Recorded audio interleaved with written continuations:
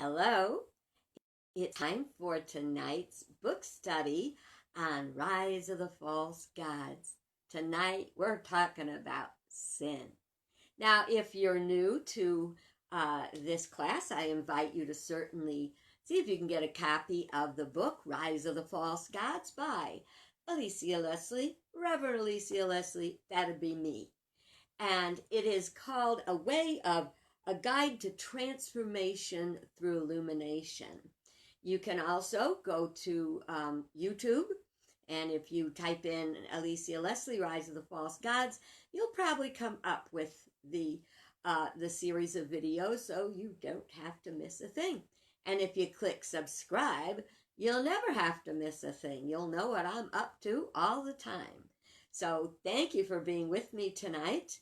I'm probably excited. You're thinking about, well, sin, that ought to be pretty juicy. It is a pretty interesting and challenging word. So, again, I'm going to be reading from the book and putting my little 2 cents in there as I go along. Now, first of all, we have to understand what sin is.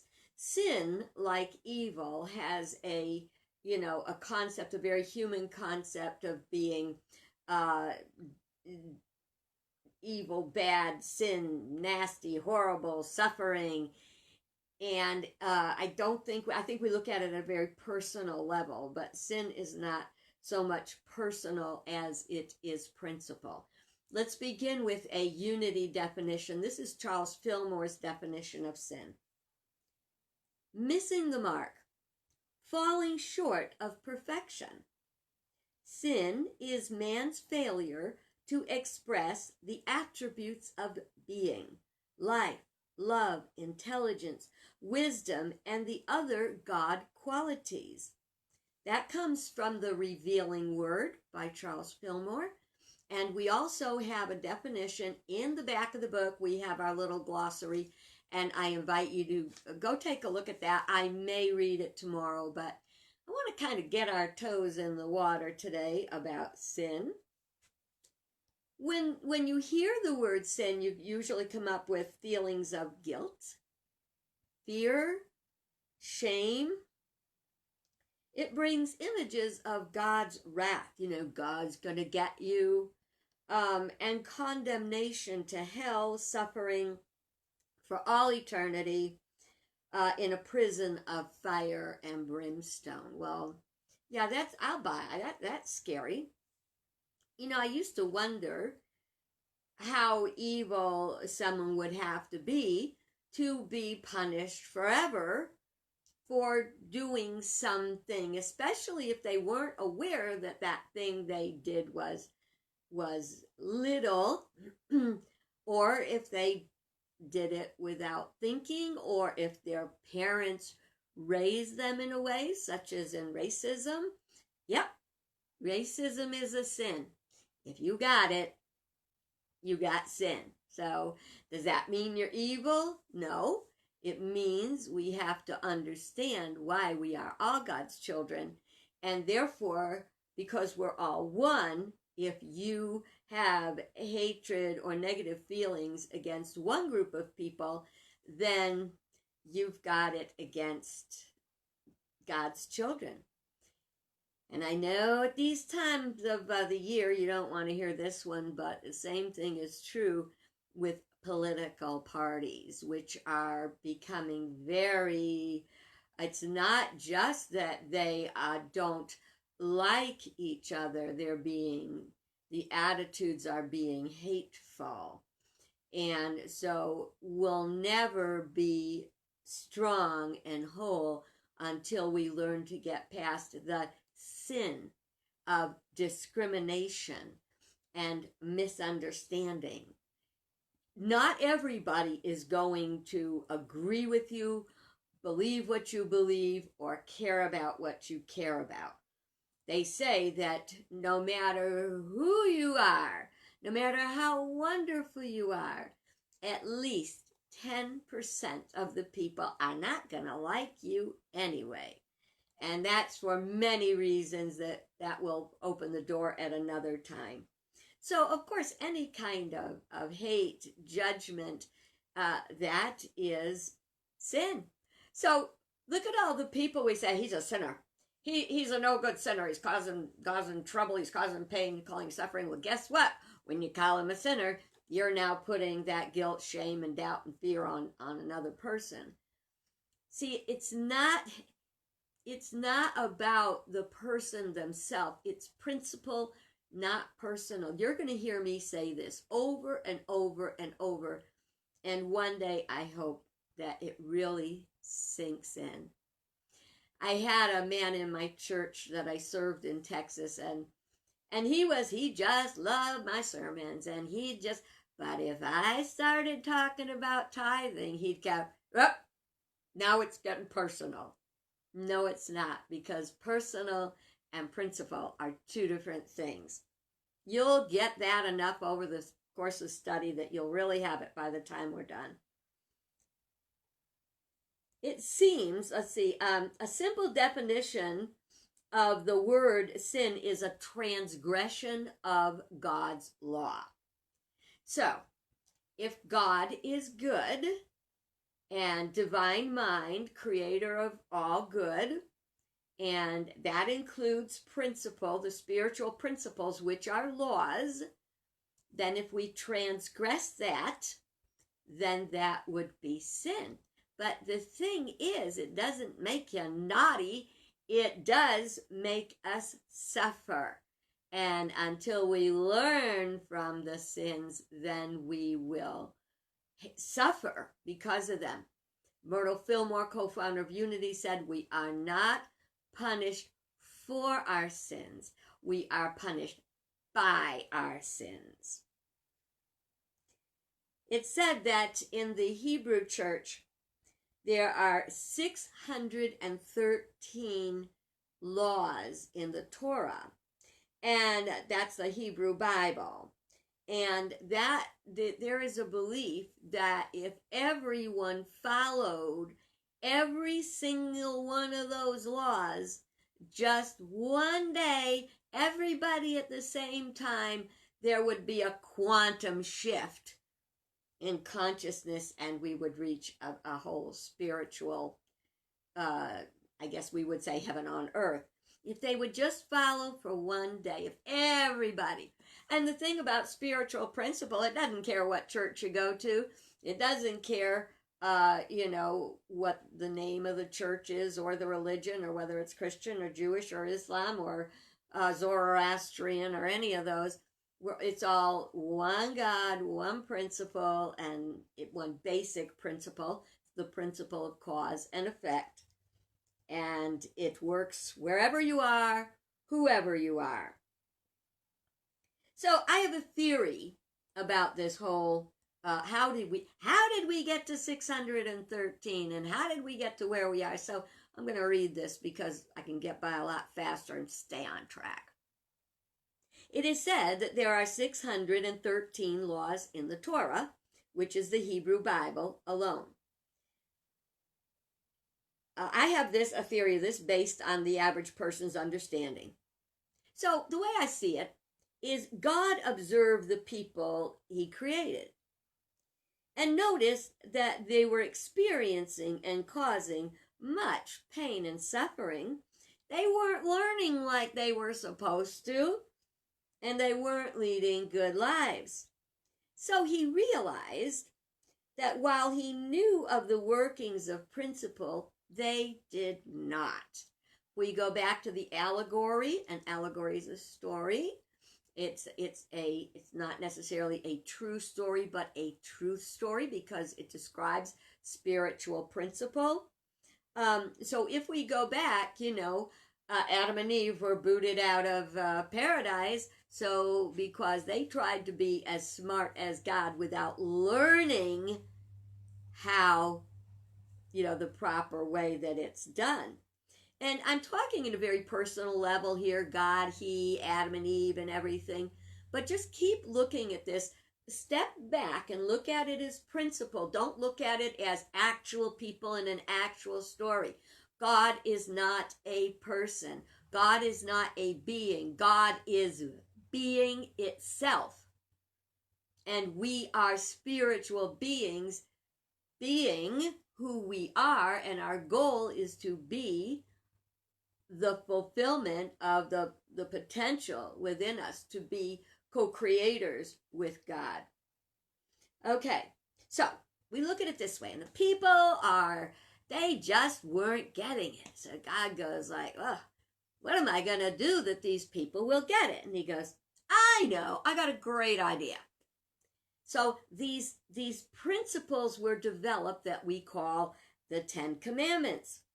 He called Moses to him, sent him to the top of Mount Sinai, where he received the law. And he returned with the 10 Commandments. Now, most of us can rattle off the 10 Commandments, in their little short pieces. But if you go back in the Bible and read them, it's like pages, because it's much longer than our little, I am the Lord thy God, thou shalt not have strange gods before me, and then it goes on. So, but we only need the condensation. And so what happened is he gets Moses. Moses comes down with the 10 Commandments. When he comes down, the people, he was up there so doggone long, that the people had melted down all their gold and made a golden calf, which they decided to worship because they knew there was something greater, but they didn't know where it was. And without Moses, their leader, they reached out for all they knew to worship, to give worth to. That's worshiping a false god. Well, Moses was so ticked off, he just threw those stone tablets down and broke them. But the people picked them up and they committed to following these 10 easy commandments. Well, next thing you know, people are looking for ways around it. That is called, yeah, but, well, I know you're not supposed to lie. Yeah, but what if we look for ways that it is okay to lie? I mean, that's a simple one, for every single thing, yeah, but, okay, thou shalt not steal. Yeah, but I got so many pens at work, I don't have to leave them here. I really need pens at home. And taking the pens home. Very small thing. It's still stealing. It just is still stealing. And it's not about God deciding to punish us. It's about right of consciousness. We knew what we did was out of alignment with spiritual principle in the depths of our being. We make excuses and we call them reasons. The reason I did that was. Okay. So over time, they took these 10 Commandments and started to pick at them, splitting hairs about what did they really mean. Usually they were splitting hairs because they wanted to do whatever it was that the scripture was telling them they couldn't do. So God watches this. They're doing it again. So he says, wait a minute. Maybe I have to make it a little simpler. The people aren't getting it. So along comes Jesus. So Jesus said, I did not come to destroy the law. I came to fulfill it. Now in unity we say that Moses brought the letter of the law, all that stuff that was written down that God gave him on Mount Sinai, and that Jesus came and brought the heart of the law. Jesus brought 2 simple commandments. You shall love the Lord your God with all your heart, with all your soul, and all your mind. This is the first and great commandment. And the second is like it. You shall love your neighbor as yourself. Well, that's pretty simple, isn't it? And just think about, so you shall love good and all that is good. Well, why wouldn't we love good, The minute we start to see good and evil, we're focusing too much on the evil and not enough on the good. Does that mean we ignore the appearance of evil? No, but we don't attack it so much as we try to understand it so that we can change it. Okay, so now they got it down to the two, you know. Over time, as humans do, we change the simple teaching, expanding it to now the Bible has 66 books chock full of thou shalt and thou shalt nots. Then church leaders disagreed and other denominations emerged. They say that church growth happens mostly because a church won't get along. A bunch of the people split off and start a new church. And I've seen that happen out in the field. I've seen it happen. Doesn't matter what the denomination, it happens in all of them. We started to look at ourselves and what we wanted and not at the deeper meaning of the simple principles that we were called to follow. Came to the point where we can hardly get out of bed, without sinning by the time our feet hit the floor. Why? It all comes down to false gods. False gods are false senses of what is good. People question the laws. They look for loopholes that will allow them to satisfy their wants while remaining holy according to authorities. So they wanted to be, they wanted to be like doing right by the books, but that you can't just do right by the books if you're following the letter of the law, because what you're doing doesn't align with it. So you have to make an exception. There's always an exception to the rule. Now, there's two differences to the exception to the rule. One is in our human thinking, where we have no real reason other than the fact that we want it. We want to do something, we want to think something, we want to be somewhere, we want a job, whether it's ours by right of consciousness or not. We just want to take what's not ours. All those things, the 7 deadly sins and all that. So we try to make excuses why it was really okay for us to do that. That's a loophole in the law, but guess what? Spiritual principle doesn't have loopholes. Sooner or later, it's going to come and bite you on the butt. If you think you can break spiritual principle, like Eric Butterworth said, you can't break the law. You can't. But you can break yourself against it. Okay, and then as churches and denominations grew, the rules grew and everything, and most of them are man-made. They are man-made because man didn't want to follow the simple principles that we were initially given. And let's bring it down to one, just one, cause and effect. It's principle, it's not personal. God is not punishing you for something. It's just the effect of the causes that were sent forth. Holiness cannot be found outside. You cannot have someone declare that you are holy. You have to live holy. We are saved through transformation, not conversion. Okay? You cannot convert someone because they may nod their head and agree with you on the outside, but inside they're saying, no way, no way.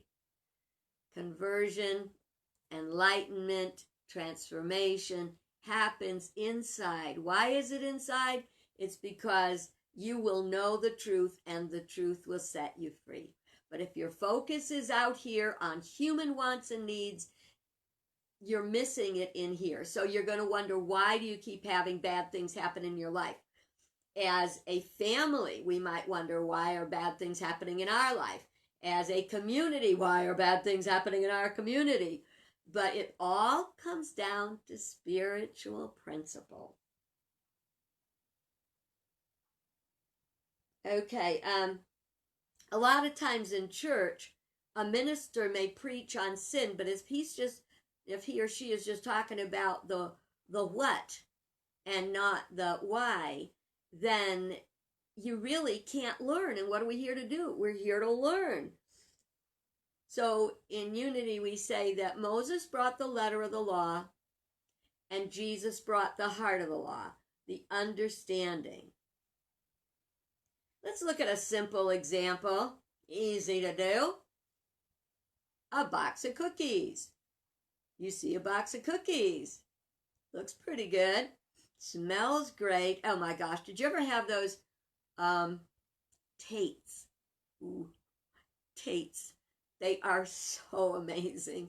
And they make these they're thin, and they're just a little crispy on the outside, and just a little soft on the inside, and I could eat the whole package. Now, if I ate the whole package, I would be, if you want to say, committing a sin because I was actually harming my body by ingesting so much fat and sugar, okay? So that makes you sick. Not once in a while. No, no, I can't even have a whole bag of cookies on once in a while. But it usually will make you sick. That's a cause and an effect. So it's not like you're evil. You did something, you set a cause in motion, and you got an effect in return, and it wasn't pleasant. Okay. If we continue the behavior of eating bags of cookies every day, one of the first things that happens is we kind of get used to it and we don't get quite so sick anymore. That's just because our body's getting accustomed to it. Doesn't mean it's healthy.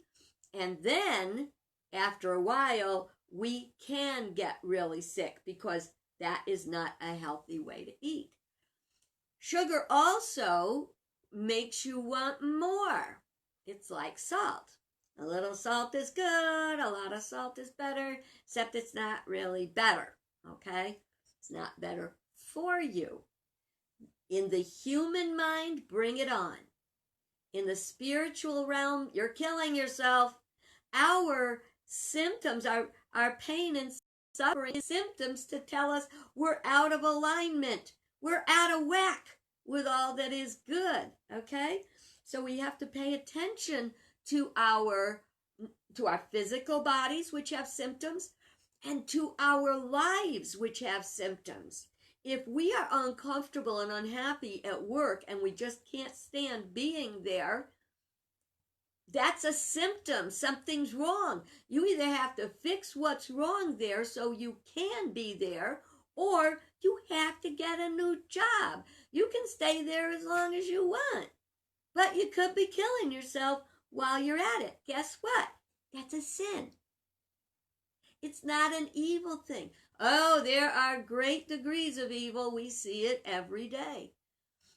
But if we just attack it as evil and don't try to understand it, we can't stop it.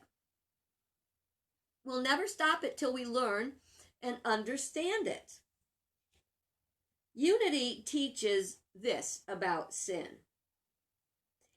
It begins in mind and is redeemed by a mental process or by going into the silence. We bring our error into the light of spirit and then transform it into a constructive force. That's how we learn. And that which you are most highly criticized for, or that you criticize yourself for, rightly used, is your greatest gift. You already noticed by watching me for a while, I'm a talker. If you're a member of my family or social circle, you know I'm always a talker. That's just the way I am. However, I can use this gift of talking for good or for evil, which means contrary to all that is good. I can use it to gossip. I can use it to talk people down. I can use it to complain and be critical. I can use it to tell really naughty jokes. And here's a confession. I'm sure you can't imagine this. Many, many, many, many, many, many years ago, when I was like in my late 20s, early 30s, I was just about the queen of the dirty joke. I thought they were hilarious. And I would say I would throw in a few unintentional, I hate to say they were racial, cultural, because there was no evil intent, there was no meanness in them, but I would never say them today. I totally got past that. And that's a good thing. You see, when you work on overcoming your habitual, let's just call it sins, okay? Your habitual things that you habitually do that are not in alignment with truth, justice, and all that is good and all that is loving and all that is kind and all that is helpful, you know. So if you work on it over time and you get aligned spiritually and spend more time in prayer and meditation, the things that you were once, this gift that you had that you were criticized for, then becomes a gift to others, which I hope the things I share are a gift. And I hope that if it's not a video and I'm talking and you're listening, that if we're together and we're in conversation, I hope that I have learned, like I've tried over the years, to listen as well as talk, and not to just be thinking about what I want to say next, because it's easy to do that. Okay. Unity also teaches that sin is a negation of a divine idea. For example, love is a divine idea. It's a principle. So if we try to negate love with judgment and hatred, that's a sin. But if we release our judgment and hatred, we are redeemed. You know, I like that word, redeemed. Did you ever think of it this way? Redeemed. So at one time we were deemed and we undeemed ourselves, and now we are redeemed. Why are we redeemed? We repented. Ooh, that's another scary traditional word, isn't it? Repented. You know what repenting is? You know what? It's probably in tomorrow's tomorrow's section. I'll tell you what, I'm not going to tell you tonight. I'm going to let you churn on it. And we'll go into that tomorrow. So the love never changed. Our initial state of being loved and loving never changed. Our experience changed. And if we were impacted by worldly consciousness, we work to overcome that. We lift ourselves. We come up higher. And that stuff that we once thought was so important, you know what? It's not. It's just not. What's really important? What did Jesus say? Love God, which is love all that is good, and love your neighbor. And who is your neighbor? Everyone is your neighbor, as you love yourself. You might not like them, but you got to love them enough to respect them. Hard these days, isn't it? Stay with me, and you'll learn how to make it easier. And even if you don't like someone, you can learn how to get through it respectfully. Tomorrow, we are doing sin, and more sin, just in case you didn't get enough on sin tonight. So thank you for being with me. Have a super, super day, and tomorrow I will see you again. Meanwhile, God bless you good.